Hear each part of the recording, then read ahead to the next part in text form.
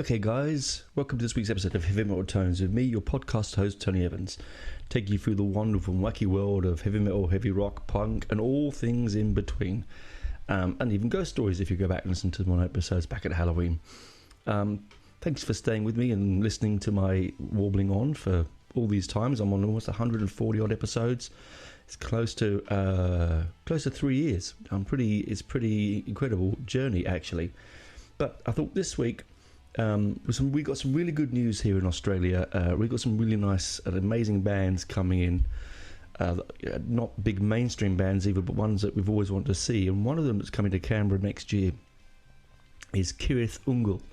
Cirith Ungol were formed in 1971 in America. They're a doom band, sort of heavy metal band, but they do metal, and all their lyrical content and imagery is based around, as you'd imagine, a name like Cirith Ungol, which is from Lord of the Rings, sort of fantasy-based lyrics. You don't get hard, cutting-edge, commentary here. This is fantasy at its best. Now, I was thinking to do a whole show on them, and I will do eventually, I think. But I thought, no, you know what? Why did I, in my brain, I always considered them to be a sort of spin-off of new wave of British heavy metal, right? Now, as you might all know, if you listen to my show long enough, NWOBHM is really a passion of mine, and I do enjoy all aspects of this particular movement. Birthed from punk, even though they don't like to admit it. Taking that sort of DIY ethic, the speed, the amphetamines, the heaviness, the craziness, very Britishness of new wave of British heavy metal. It's up there right in the title, isn't it, really? Now, many things have been said about this particular movement. I'm not going to go on about and reiterate it because I've already talked about it before. But what I thought about was, if an American band like Cirith Ungol can be, in my brain, I consider them new wave of British heavy metal influenced, even though clearly they weren't. They were formed in 1971. I thought to myself, if bands that were sort of that still play now or played back then across the world, because even though pre-internet, yes, and I'm listening, people that are listening, my God, what you mean there was a world before the internet? Yes, there was. In the Eden of life, as I'd like to call it. Hang on. When you had to go and look things up in the library and go to the record shop and send letters to each other and actually write things down and communicate in a way that took some effort.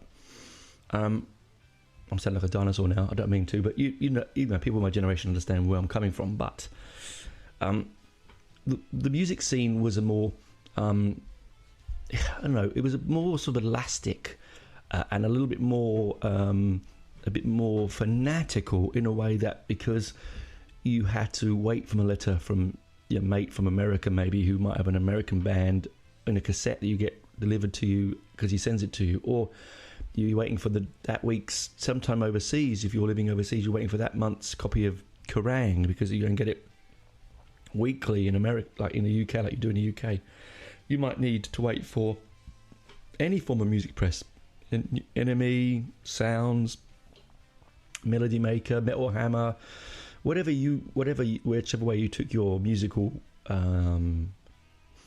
keeping up to date with the musical trends. And so it wasn't as sort of at the fingertips like it is now. So it always amazes me how a sound like new wave of British heavy metal, which is a classic as I'm talking about now, manages to reach the furthest corners of the world pre-internet. Because these bands couldn't tour. They didn't have the money to tour in Brazil and Argentina and France and Germany and Sweden and Denmark. They may have done, but they were not big enough to draw crowds. Certainly not. So the bigger bands, like maybe sort of like Judas Priest, even though, as I said before, I think calling Judas Priest NWOBHM is a bit of a misnomer. But Iron Maiden, Def Leppard, Angel Witch, Diamond Head, the sort of forerunners of the big hitters of the new wave of British heavy metal scene, would have done some tours, but not many. Now, mainly it was to do with them being on small labels that then got onto metal compilation albums that then were sold at extortionate prices in overseas as imports. I mean, you don't pay the different imports anymore. I remember the old days. Again, I'm sounding old now, guys, but it's true. Where you bought a record, and I've got lots of them, where I've got the import version. And sometimes the import version had different artwork, different track listing, different track orders, extra tracks, less tracks. And you pay a little bit more for the import version. Particularly in the UK, it was more import of American. Not so much European, but more American, and sometimes Australasian, but mostly American or Japanese.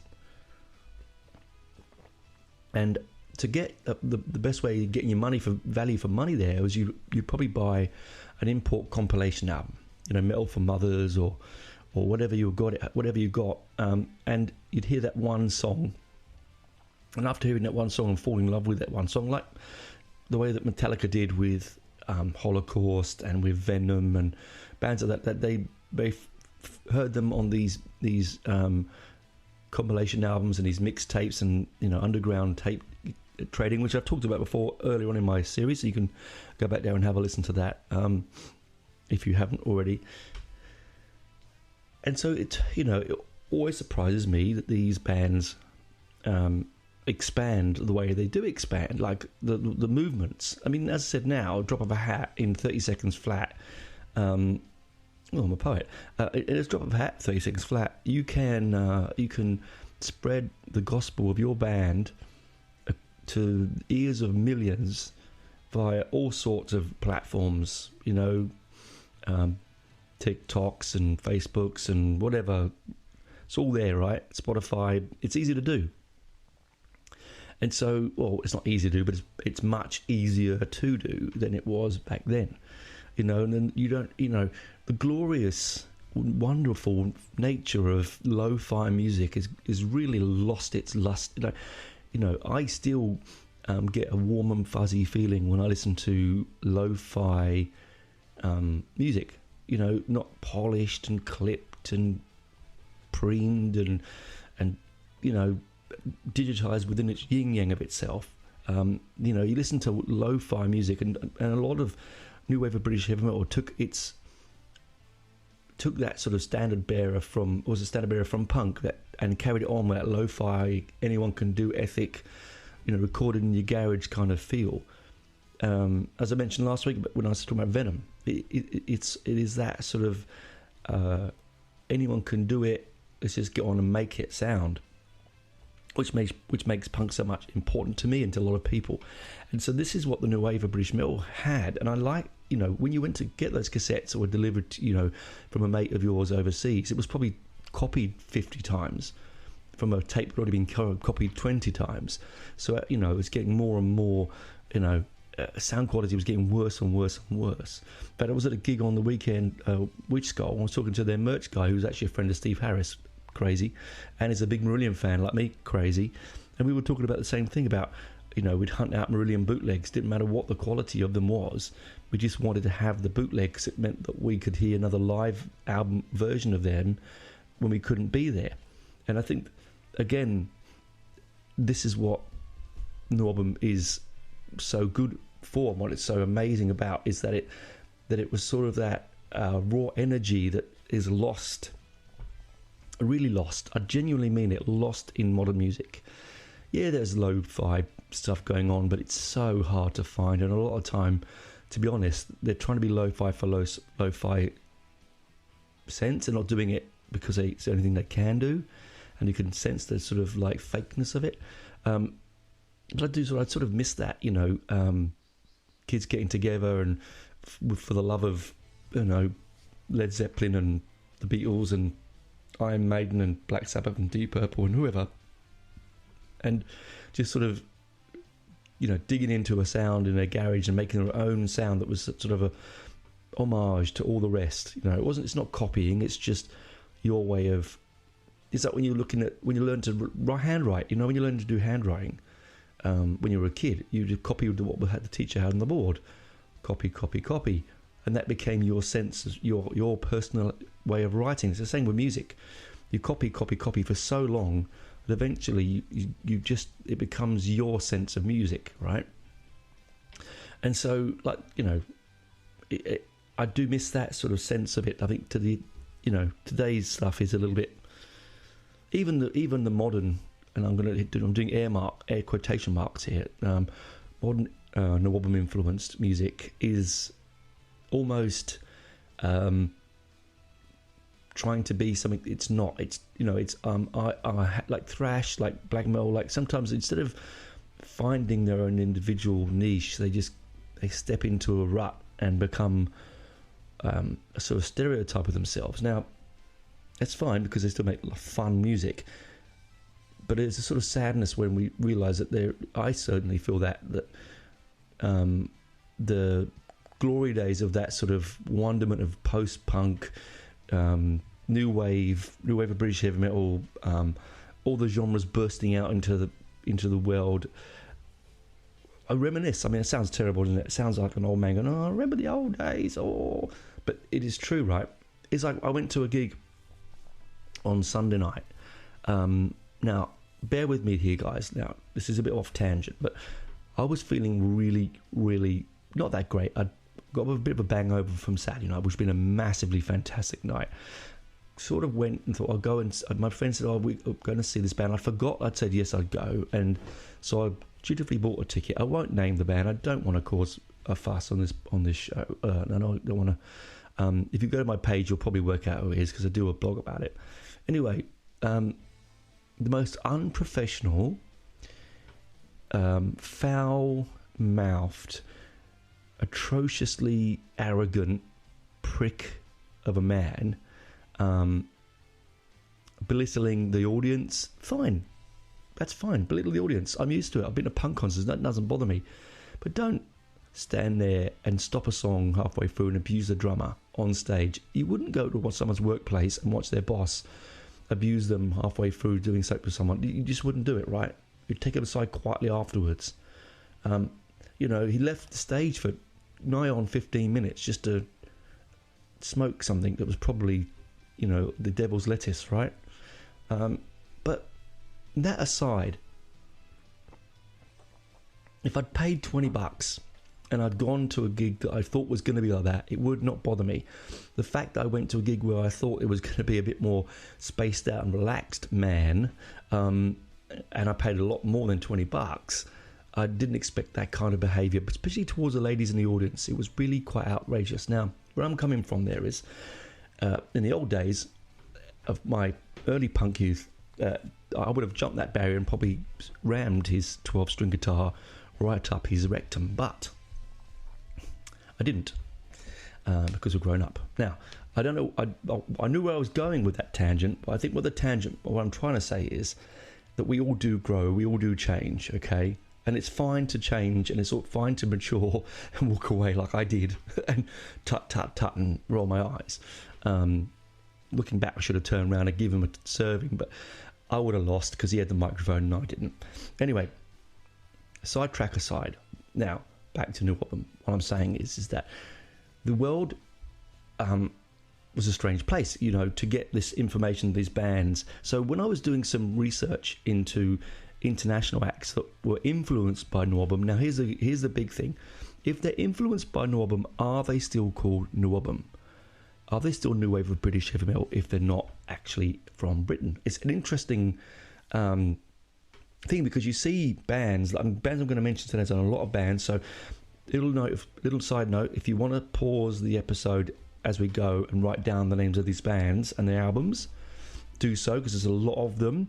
I'm not going to review each of them. I'm just going to give you my highlights of their albums, where I've heard them, where I could find them, and what country they're from. Because I generally was astounded by and I literally only scraped the surface. I didn't get anywhere near any Australian bands. I didn't get anywhere near some South American bands. It was mainly Europe, but you'd be surprised. I was really surprised. And when you research them, they do have this one sense of image that does look a bit like the cross between the Ramones and Iron Maiden, which is what, or Black Sabbath or Deep Purple, is what NWOBHM really was. That kind of long-haired louts, making loud music that was fast, aggressive, vocally challenging, often dark, satanic themes, sometimes a little bit sadly a little bit misogynistic. I've spoken about that before, but I'm gonna go through them in the second part of the show, and you'll be amazed. I was amazed. See, nowadays nothing would amaze me, because if you put a band up, on a style of music up on the internet, bingo, if you're good at, if it's hit the right market, that scene is copied and not copied again, sorry, is homaged all over the world in very, very quickly. I mean, you think about the Pistols, when they played in Manchester on TV there, all of a sudden overnight there were hundreds and hundreds of bands that formed. The Buzzcocks and so, like, the Clash. So many different bands formed because they watched that program, and only because they saw that program. They would not known anyone otherwise. Right? That one moment, that one capture, that wasn't repeated, it wasn't videoed, you couldn't stream it. It was, if you were watching it at that time, it was live. That's the moment. You had to be in front of your TV at that time, and it is sensational to think that all those eyes that went on to make such spectacular music and create such a vivid and varied musical genre, and break the mold of music industry and completely change it, were all in those eyes on that TV show at that one time. It's pretty amazing, right? It's the same with this. It's like, look at the years. If I go through the years of these things, they're all within the same year, 1 or 2 years. So how that information spread boggles my mind, and it just shows you the veracity and the love of what they had for this music. Now, a lot of these bands have disbanded, moved on. They've probably all gone off to become bank managers, have children, mortgages, cats, dogs, loves and lives and losses, all that sort of stuff. But some of them are still with us, playing around. There are a couple of big names in there which I'm going to pass over, because I think that you probably already know that stuff. I'm much more interested in the sort of smaller bands that would have just come and gone and done their bit and moved on. Now, I'm going to have some of my tea,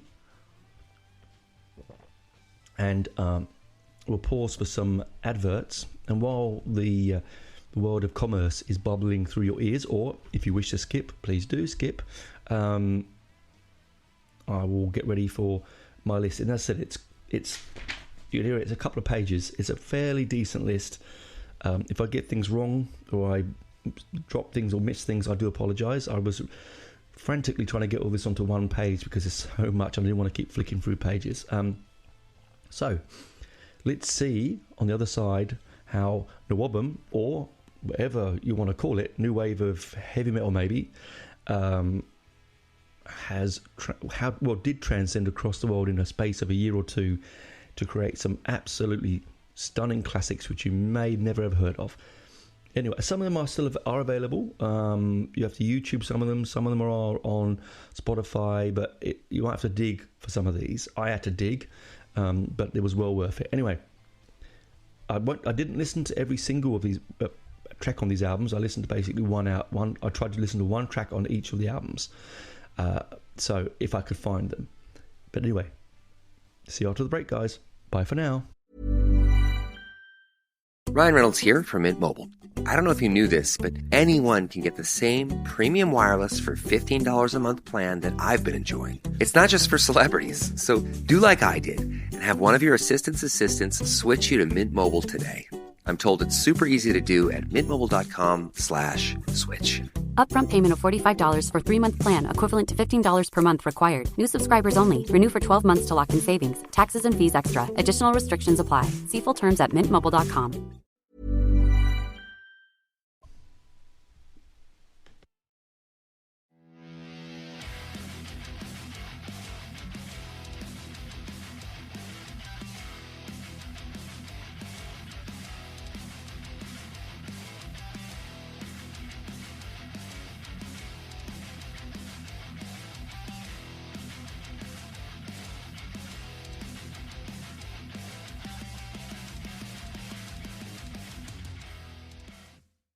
Welcome back, guys, to part 2.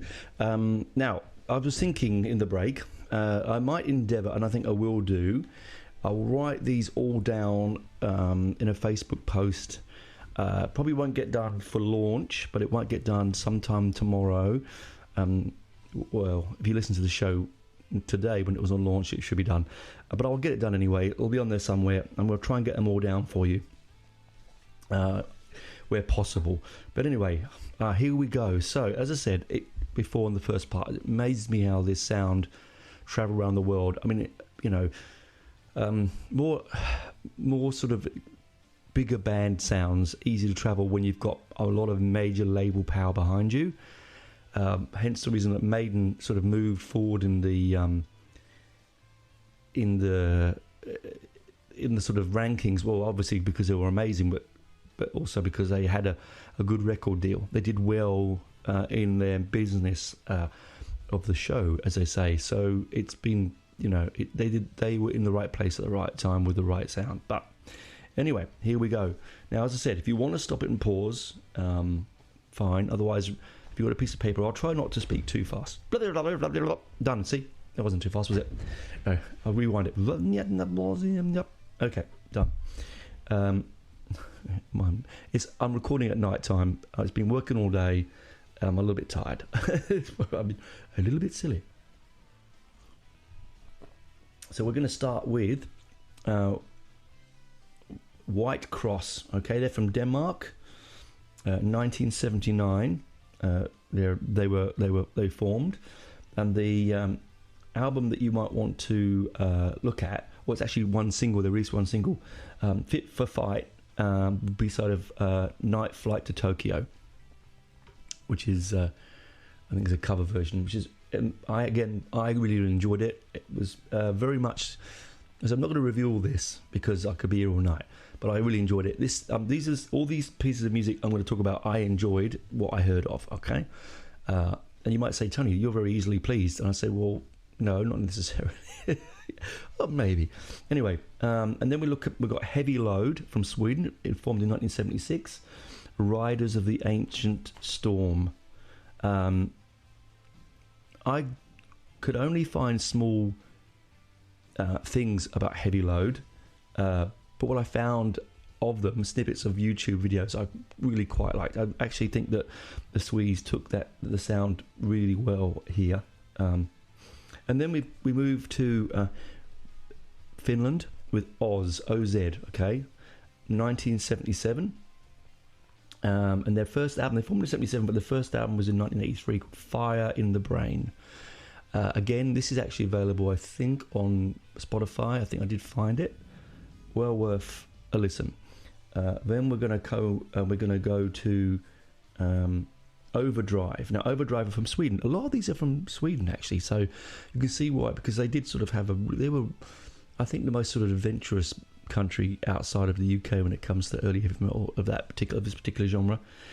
Overdrive, and the band, the album came out in 1983 called Metal Attack.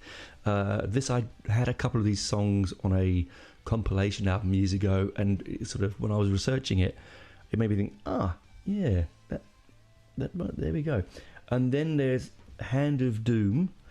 They're from Germany. Now, they are an interesting band because the album's called Poison Noise, but they do deal with a lyrical content which, to be fair, if you are easily offended and you do find any of their songs, be prepared to be shocked, okay? So they're a bit like Venom in that respect, that they don't really care at what they say and who they say it to. If you don't mind that, brilliant. Otherwise, just be a bit warned on there, okay? And then we have my actual one of my favourites here, which is Gotham City, and they released the album The Unknown. Now, I couldn't find a year for that. 1980, that's right. They're also Swedish. They are still going in one form or another, and they do play some. They remind me a bit of very early Maiden with Paul Di'Anno, actually. So that might, if you like that kind of thing, that might be the way for you. Have I said over? Then we've got Overdrive, They're from Sweden as well. Did I mention Overdrive before?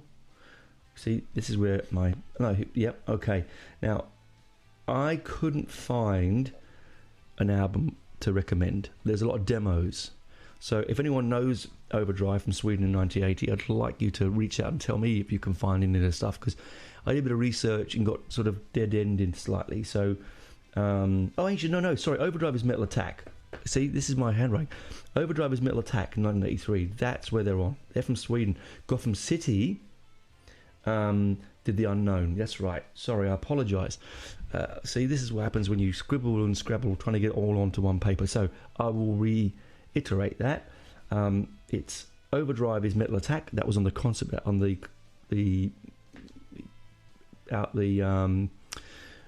sort of mix album I had, and Gotham City did The Unknown. There you go. But Gotham City sound like early Maiden, Overdrive a bit like early Saxon, and I don't mean pre-Saxon Iron Age man. No, I mean Saxon the band. Okay, I'll try and keep myself in trim here. Let me try and keep myself in order.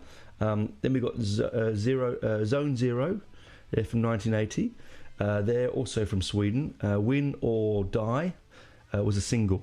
So I couldn't, again, find albums. I could only find a single from them. They were a bit sort of Def Leppard-y. Anyway. And then we got another band from Sweden called Torch. Their album is Fine Racer. It's an EP, actually. Fire Racer, which is an EP.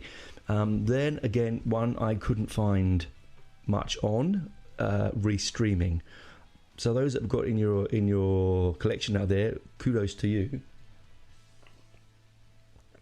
If anyone has actually heard it and would like to send me a link to the webpage, my Facebook page, that would be fantastic.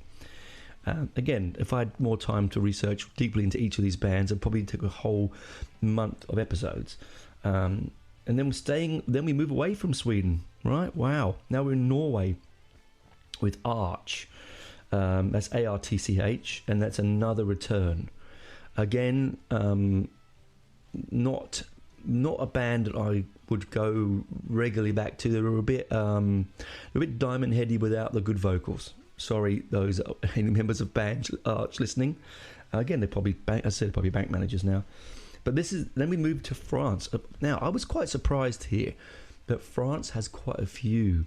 You can sort of understand, because Britain being so close to France, easy for bands to travel into France to do small tours, and French people coming over to London to see them if you're reading the news press, the newspaper press. So it's easy for us. You can see why France would be sort of like, I can understand, but Sweden and Norway and Finland, that's really quite, as I said before, so it takes my breath away thinking about it. But these bands are from France. Blaspheme, they're from France. They formed in 1981. Their first album, which self-titled, was in 1984. They do look a bit like Demon, and I don't mean they look like demons, but the band Demon. Their look is fantastic. It's the leather, the long hair, the spikes on the arm wristbands, the white jeans, the stripy top. I mean, it's everything you want from NWOBHM and more. It's almost NWOBHM paint by numbers, but trust me, a bit like Witchfind, when you think it sounds like going to be really dark and aggressive, they're not. They're actually quite sort of deep purpley, in fact, I think, in sort of flavour, if I was going to be honest. Then NWOBHM is from France. They're from 1981. They have an album called Attack, or Attaqe. Attaque, if you're in France, I suppose. Pardon me, French listeners, I'm not trying to butcher your beautiful language. I'm just trying to use my stupid English to get around it. NWOBHM are still going. I sort of read, I think. They do have a sort of deep purpley, Led Zeppelin, Thin Lizzy kind of sound, that kind of side of NWOBHM. Sort of very, very fast. I felt they were probably one of the fastest of the bands I'd heard. So if you find their stuff, you might enjoy it. Again, from France, with High Power. That was also a self-titled first album from 1984.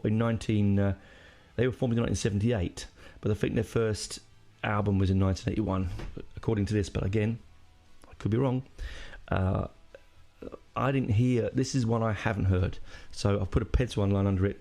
not heard, please look at more. So again, if anyone's listening would like to point me in that direction, that would be fantastic.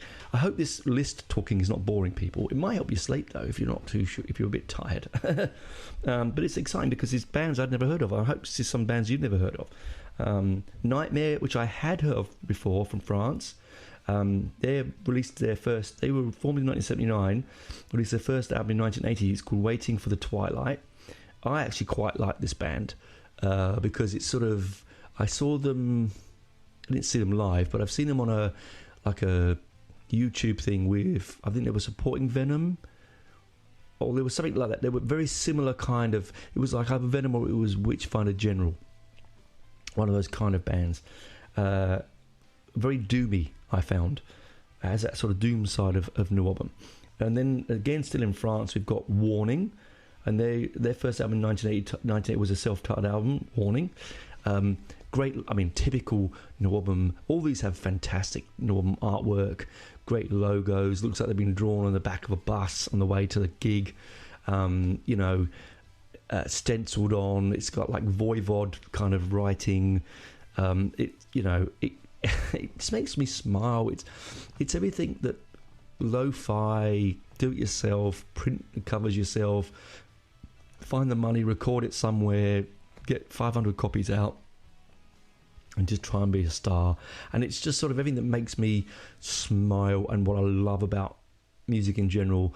You know, I do, you know me, I like the pomposity, the virtuosity, the madness and the craziness and the polished of all music. But I do, so deep down, for many years I wouldn't listen to something if it was too cleanly polished, and I know why, because this says to me youth-fueled rock and roll. It really does. It says ill-informed, uneducated, just trying their best to get out from the slum that they're in, or the life they've found themselves in. They want to just be something else, make something of themselves. Don't want to pound steel in a factory, or put knobs on radios, or polish cars, or whatever the monotonous job that these people had. They wanted to get away from it, office jobs and whatever. And bands like Warning are just up my alley. And then we get Satan Jokers. Now, the album title is actually called now I'm going to butcher this in French, Les Fils de Metal, which is Sons of Metal. Le Fil du Metal. I'm sorry, French people. God, it's hilarious, isn't it? It's terrible. I did 3 years of French in high school, and all I can say is my name's Tony and I'm 11. Oh, no, and I'm from London. There you go. And I'm not going to say it now because I'll just embarrass myself to my lovely international listeners. But Satan Jokers, that aside, they are very Judas Priesty. They have a Judas Priest image. Pardon me if you hit the mic. They now a lot of this stuff is don't be scared, it's not all sung in French or in Dutch or whatever. A lot of it is actually in cod English. They're trying to, because it makes no sense for them to just stay within their own market. They're trying to get international. So you'll find stuff in their own language, and you'll find stuff in English. And I generally like their own language more, because you get the more emotion. But at the same time, if you want to sing along to the lyric and you can't speak that language, but then again, you don't need it because you've got the music. I mentioned this a few weeks ago. Sometimes the lyrics don't need to be there.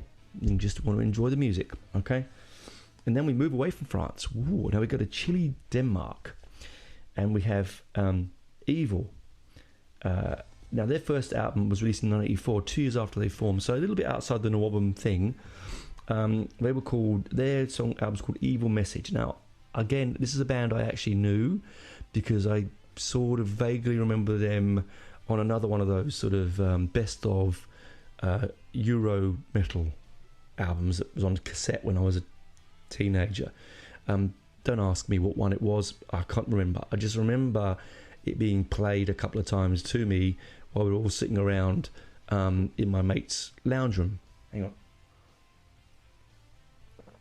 And Evil is one of them. And it's funny because I couldn't name you a track because it was too long ago, but as soon as I listened to the second track on the album, I was like, yep, I know that. And it's not just because it sounds like a lot of other bands of the same time and the same vintage, it generally has, it just triggered a memory. And me and Daniel and Terry and, because Daniel and Terry started listening off to early hip hop, which I really enjoy, and I enjoyed then. But occasionally they'd pull out a heavy rock album or a heavy metal album or cassette. His dad Terry would get him, and it was out of the dad's collection because he was a bit of a stoner and he liked all sorts of Hawkwind and Deep Purple and Sabbath and all sorts of stuff. So he got some gems from his collection, and I remember that being there. I think I do. It might just be wanting to remember it. I don't know. And then we move all the way. Now this is the one. It astounds me. All the way to Canada. Now, not all of these bands are going to turn around and say, yes, we are influenced by NWOBHM. They might just say, no, we're heavy metal, and we just unfortunately got lumped into that scene, which is what some of the big bands like to sort of now are distancing themselves from it. Maiden have done. The All-American Good Boys and Def Leppard have definitely moved themselves away, even though their best albums were definitely of that part of the movement. People will say, oh no, but it's Hysteria and Pyromania. No, God, no. The first few albums, Into the Night, I think is one of them, is just absolutely on Into the Night. It's just an amazing album, right? Anyway, that's my moan aside. Canada. And we have Sacral Blade. That's a great name for a band, isn't it? And that's the thing as well, isn't it, about the NWOBHM movement? The names were brilliant. You could get patches and T-shirts with names on it. You sort of walk around, you wouldn't feel like a prick. Sacral Blade, High Power, H-Bomb, Blasphemy, Zone Zero, Overdrive, Gotham City, Heavy Load, all these, brilliant. Angel Witch, Diamond Head, Praying Mantis, Satan, Demon, Witchfinder General. I mean, Vardis. I mean, I could go on and on and on. They're just brilliant names. These kids, with such an imagination they had. They weren't being trying too clever, like reformed memories of Satan or something. They were being different. They were finding names that could be catchy and would look nice with good font, basically, right? Venom, classic name, brilliant name. Couldn't get it. I think that's the most. I mean, along with Iron Maiden, is one of the sort of the names of the movement for me. And then we get another brilliant name. Again, another Canadian band, Witch Killer, from 1981. Days of the Saxons is the name of the album. Oh, man. I mean, again, if I've missed any, there's so many bands that I could have talked about, right? I'm not going to. I'm just going to go through the list I had. But Witch Killer, I tracked them down on YouTube because I thought I've got to hear something of Days of the Saxons. And it's so lo-fi. It's so unpolished. It's so thin sounding. And you might go, Tony, that's horrible. I don't want to be involved with that. But trust me, take your CD mentality out of your head and your gleaming white polished product and take a listen to what rock and roll really is and truly is, which is a youth movement that is created by people who have sometimes no idea where they're going, but want to get there and want to get there with such passion. And to me, Witch Killer and Days of the Saxons is prime example of this. Prime example, okay? Then we go back to France with Trust. Now, Trust is one of those bands that most people who like heavy metal are really interested in the history of the genre will probably know. Trust were playing around with Maiden and with Samson and all those sort of people over in France quite a bit. And I believe, now I could be wrong here, this is the memory of picking out of my brain. If I'm wrong, please do tell me. But I believe that Nico McBrain, the esteemed Nico was playing with Trust over in France when Maiden were playing there, and that's where they saw him, and then it's when he joined the band. I'm absolutely sure that's the story. Again, could be wrong. I didn't fact check it, so if I'm wrong, I apologise, guys. But that's a memory I'm thinking of. And then we've got another fascinating name of a band, Maltese Falcon, named after the movie, right, from Denmark. And their album 93 is called Metal Rush. Trust, by the way, formed in 1979, I should say, and Witchkiller was 1981, and Sacral Blade was 1979. So Sacral Blade's album is Out of the Sun and Moon. Sorry, I've almost forgot that. What a brilliant name for a band. God, Sacral Blade's so good. But Maltese Falcon from Denmark, Metal Rush, they are a bit... they're bordering on the hair metal-y kind of sound, if I have to be honest with you. Are a bit sort of... There's definite influences of Rush in there, and Deep Purple and Black Sabbath and Led Zeppelin and all sorts of things, which is the same in all of those bands, because a lot of them, even though they'll tell you differently, they would be influenced by punk, they would be influenced by progressive rock, they'd be influenced by the Beatles, by the Stones. A lot of them were gifted musicians that were influenced by blues and jazz. They just wanted something more fiery and aggressive, and something that was more in tune with how they felt at the time, which is how the punk movement burst and became so fiery. It's because it attacked the zeitgeist. It sort of hit that moment in time, and I think new wave of British heavy metal did that in 1980 to 1980, like 79 to 82, right? It did that. It burnt brightly, it burnt fast, and it disappeared, but it did disappear completely. The movement itself may have outgrown itself, which is what these things often do. They grow so quickly that they expand and change and become this sort of fiery furnace that can't burn for so long. But when from the ashes comes other movements like ska, like new wave music, like pop, electro, acid house, dance. Same with metal. It's the same thing. The new wave of British heavy metal burnt so quickly, brought all these amazing ideas in, got all these great band names, all this fervour, and then dissipated off into all its little subgenres.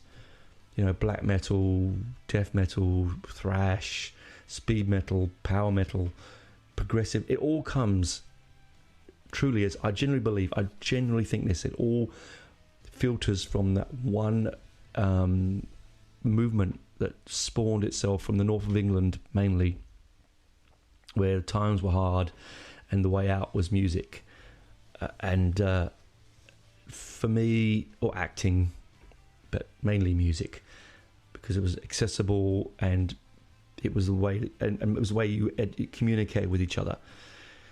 And and the way that the fact that it moved across the world into all its different little niches, and then you can imagine little fingers going off into different areas, like in Sweden, it becoming Celtic Frost, and in sort of Canada it becoming I'm blank to think of a Canadian band. Sorry, Canada, I didn't mean that. But off to be like whatever Canadian metal band scene you have there.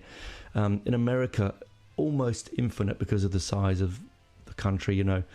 Going to become Slayer and Megadeth and Anthrax and all God knows what onto there, and Brazil becoming Sepultura and all this stuff.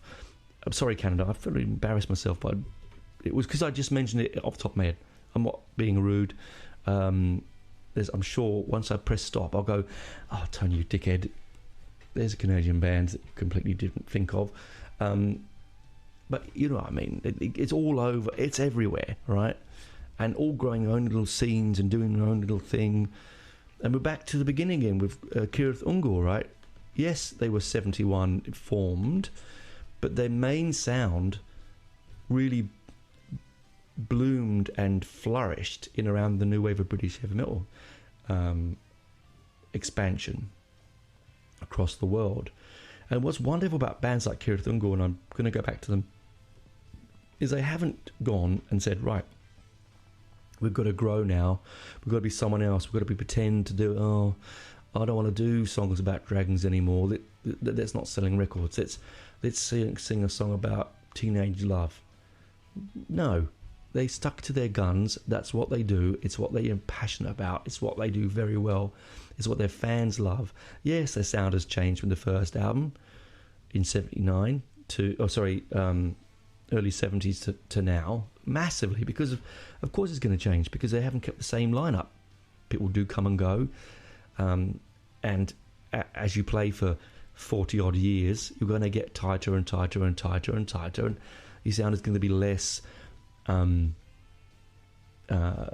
lo-fi and more polished, because you have more money and you have more time and you've got more power and more studio nuance, knowledge, and a bit more understanding of production and what sells and what doesn't sell and what is good and what isn't good. That is wonderful, but it does sometimes you lose a little bit in it. But the last album of theirs that just come out recently is an absolute cracker. I've been playing it on heavy rotation for the last week or so. It's absolutely a cracking album. I highly recommend it. I'm not to review it here because I'm running out of time. All I wanted to talk about today was the NWOBHM expansion across the world. Some bands you might want to enjoy listening to. As I said, do have a listen to those. I will try studiously to write them on my Facebook page over the next day or so. Otherwise, be my guest, pause it, write it down, come back. I hope I haven't spoke too quickly. As I said, I've made a few boo-boos because I try to squeeze it all onto one page, and I write the size of a dinosaur. Like, my writing is so big. Writing small is really hard for me. And then I scribble everywhere because that's where my brain works. So I go, oh, what did I write there?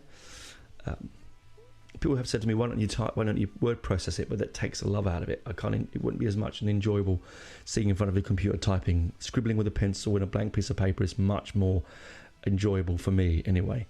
It might be frustrating for some listeners that I don't always get it right, but hey, you know what you get when you come and listen to me, eh?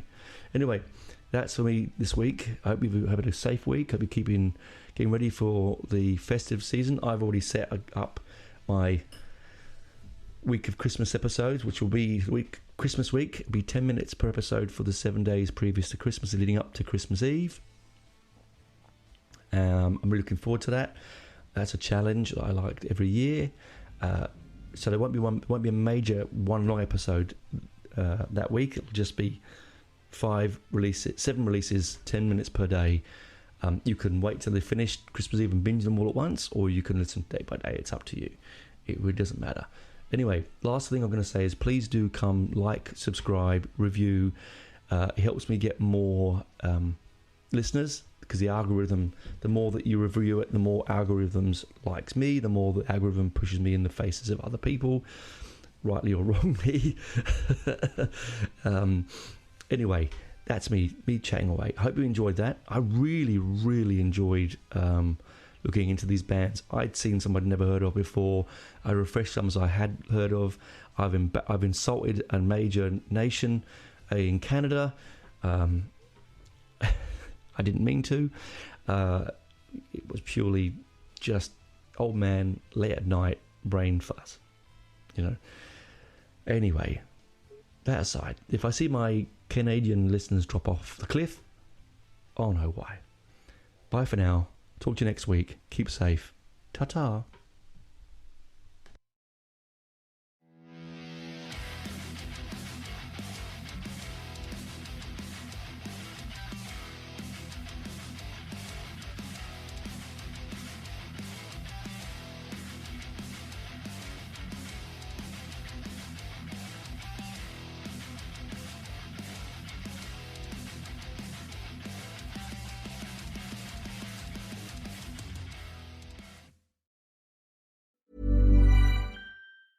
A new year is full of surprises, but one thing is always predictable. Postage costs go up. Stamps.com gives you crazy discounts of up to 89% off USPS and UPS services. So when postage goes up, your business will barely notice the change. Stamps.com is like your own personal post office, wherever you are. You can even take care of orders on the go with the mobile app. No lines, no traffic, no waiting. Schedule package pickups, automatically find the cheapest and fastest shipping options, and seamlessly connect with every major marketplace and shopping cart. There's even a supply store where you can stock up on mailing supplies, labels, even printers. Stamps.com has been indispensable for over 1 million businesses just like yours. All you need is a computer or phone and printer. Take a chunk out of your mailing and shipping costs this year with Stamps.com. Sign up with promo code PROGRAM for a special offer that includes a 4-week trial, plus free postage and a free digital scale. No long-term commitments or contracts.